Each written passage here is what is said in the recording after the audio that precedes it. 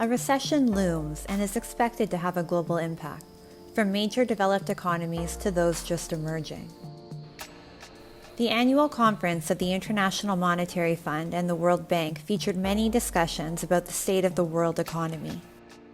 With the Russia-Ukraine crisis escalating to almost nuclear threats, oil prices spiking the world over, and general slowdown in consumption patterns, coupled with global high inflation, the mood was grim at this year's IMF meet, with fears of a recession looming large.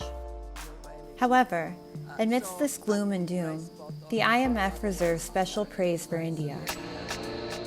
India deserves to be called a bright spot on this otherwise darker horizon because it has been a fast-growing economy even during these difficult times. But most importantly, this growth is underpinned by structural reforms.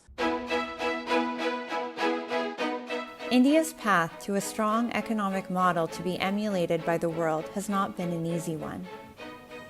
Painstaking groundwork was implemented on a mission mode to make a large part of the population digitally compliant.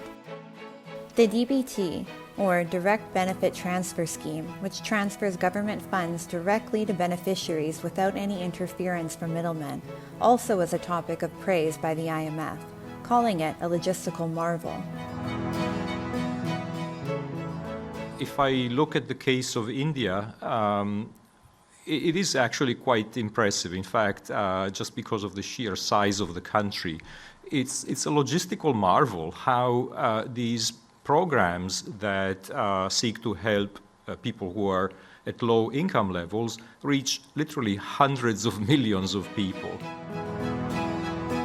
In contrast to this success story of Digital India, we look at the German finance minister's recent comments when asked to conduct a similar exercise in his country. Prominent Twitter users were aghast that Germany had difficulty matching bank accounts with beneficiaries and that a process like India's DBT could take almost 18 months. One sector, however, that remains a worry for India is the dollar to rupee exchange rate. With the rupee breaching 82 rupees to a dollar, headlines across the Indian media landscape predict a doomsday scenario for the Indian rupee. However, if we dig a little deeper into the data behind the exchange rate fluctuation, we see that in 2022, the rupee depreciation has been a lot less than other Asian currencies, despite an increasing crude oil bill. Indian Finance Minister Nirmala Sitharaman reiterated this fact on her recent trip to Washington, D.C. Let's listen in. I think Indian rupee has performed much better than many other emerging market currencies. But I think the efforts are by the RBI more towards maintaining a certain, more towards seeing that there are not too much of volatility. It is not to intervene in the market to fix the value of rupee. According to the World Economic Outlook published by the International Monetary Fund, India is projected to surpass Germany to become the fourth largest economy by financial year 2027. It also says that India would expand faster than Japan by financial year 2028.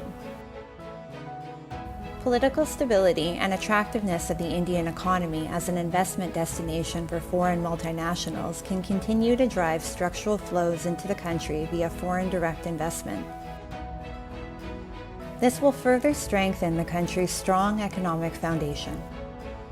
While the world was still rebuilding from the COVID-19 pandemic and its aftershocks, India took a massive leap on the economic front when it recently surpassed the United Kingdom in terms of nominal GDP.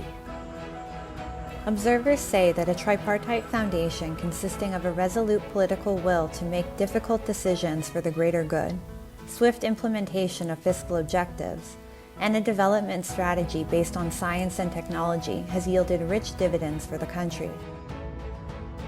As countries brace for economic headwinds, the Indian growth story continues to march on. As the IMF put it, India remains a bright spot in a dark horizon.